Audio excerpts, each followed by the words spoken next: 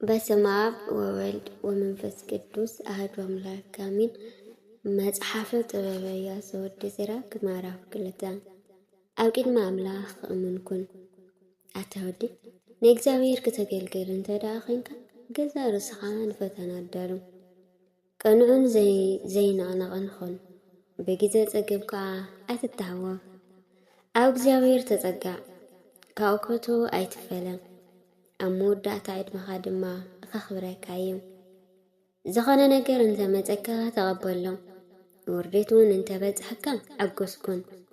ወርቂ ብሓዊ ዝፍተን፣ ጻድቃን ሰባት ድማ ብእቶን ውርደት እዮም ዝፍተኑ። ብእግዚኣብሔር እተኣመነ ንሱ ድማ ከድሕነካ እዩ። ብቕኑዕ መገዲ ሰጉም፣ ተስፋኻ ድማ ኣብኡ ገበሮ። ኣቶም ኩለኹም ንእግዚኣብሔር ትፈርሑ ምሕረቱ ክትርእዩ ተጸበይዎ፣ ከይትወድቁኻው ኣይትርሓቑ። ኣቶም ኩለኹም ንእግዚኣብሔር ትፈርሑ እመንዎ፣ ዓሶኹም ከዓ በርግጽ ክወክም እዩ። ኣቶም ኩለኹም ንእግዚኣብሔር ትፈርሕዎ ዘላለማዊ ሓጎስን ምሕረትን ሰናይ ህያባትን ክወሃበኩም ተስፋ ገበሩ። እስከ ንድሕሪት ተመሊስኩም ነቲ ናይ ጥንቲ ወለዶ ሕሰው። ኣብ እግዚኣብሔር ዝተኣመነ ሰብ እሞ ዝሓፈረ ወይ እውን ህይወቱ ሙሉእ ንእግዚኣብሔር ዘኽብር እሞ ዝተሓደገ ወይ ከዓ ንእግዚኣብሔር ፀዊዑ መልሲ ዝሰኣነዶ ርኢኹም ትፈልጡ? እግዚኣብሔር ሕያዋይን ብምሕረት ዝመልአን እዩ። ሓጢኣት ዝሓድግን ብመዓልቲ መከራና ዝሕልወና ንስ እዩ። እቶም ብጊዜ ስደት ልቦም ዝመልቆም ኢዶም ዝለመሰ ብኽልተ መንገዲ ዝኸዱ ሓጢአተኛታት ሰባት ወይልኦም።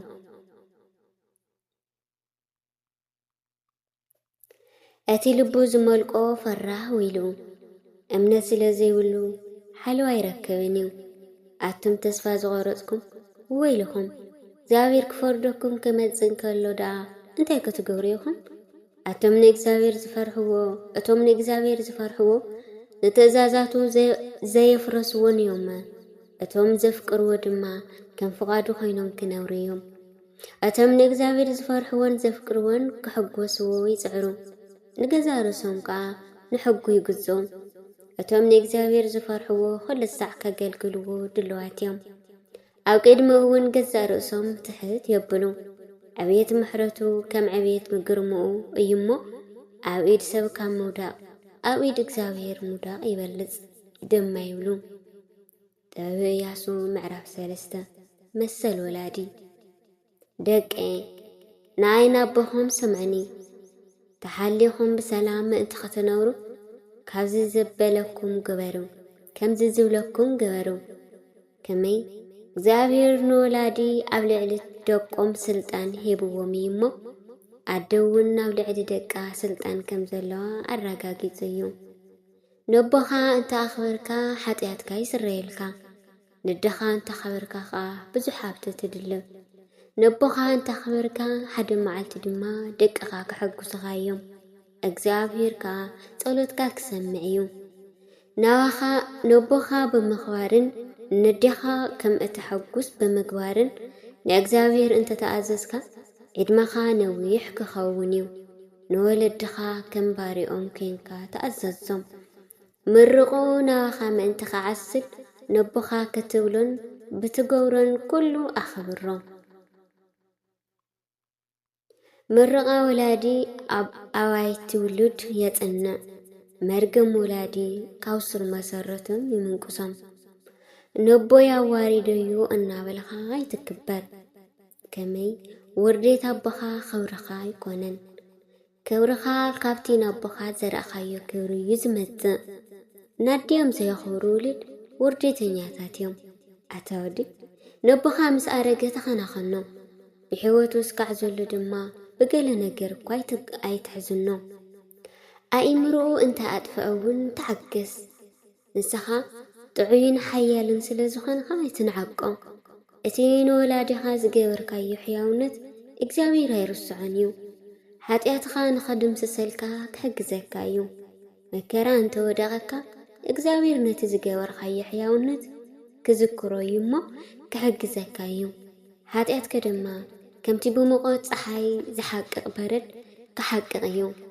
نتي نبؤ زي حكز نكزابير كم تتصارفيو نتي ناديو زقطع دكزابير زترجميو تحتنا أتودي أو كل عيخا تحتكن እግዚአብሔር እቶም በእግዚአብሔር ቅቡላት ዝኾኑ ኸዓ ክፍቁር ኻዮም ኣዚኻ እንተ ዓቢኻ ኣዚኻ ኸዓ ትሑትኩን ሽዑ ኣብ ቅድሚ እግዚአብሔር ሞገስ ክትረክብ ኢኻ ክቡራትን ውሩያትን ዝኾኑ ብዙሓት ኣለዉ እግዚአብሔር ግና ምስጢሩ ንትሑታት ይዝገልጸሎም ሓይሊ እግዚአብሔር ዓብዪ እዩ ብትሑታት ከዓ ይኽበር ነቲ ንኣኻ ኣዝዩ ጽንኩር ዝኾነ ነገር كتردع إلك أيتفتن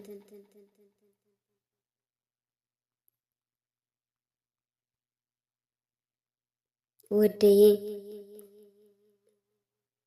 ويكا نتي خاو عقمخان لعلي زخانة نجر كتمرمر إلك أيتفتن نتي توهيوكا زول حقي أسلاسلو نتي إجزابير زي قلت إلخا نجرات كتفتن هادليك كانيو كاع مخان العلي أو زخانة نجر إدكاي تملس كمي أتدرو توهايو كازلو نجزاء رأسو كاع عمي رديت ودسو زلعليو بزحات سبات من يجزاء رأسهم حساو تماريحهم يقاييو تجيجا حساواتهم كاع نتفردهم ناوجيجا يمرحو عينين تزيبلكا كترأي تخيلنيها فلتات تزيبلكا تبابالني الكاي تزارم هل خنيا مخان أمو داتا أو سقايك أتوكايو هل خنت داع تفوتو خينكا بهلخ كتتأفيها هل خنيا سو مكارا يتسعى عنويو حاتياتنيا سو دما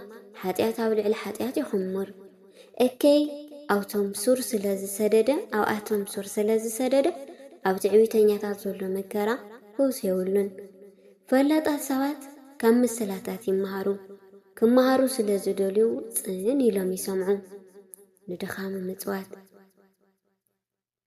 كمتي قهات نزب الحوي ما يزدفو ندخام متوات كا نحاتيات يدفو اتي بزعوا متاي عدلو زحسوسة نخالق سوات سنة يقور لهم كفو معالتي أركيبو أو زودا قلخا حاجز كركبيو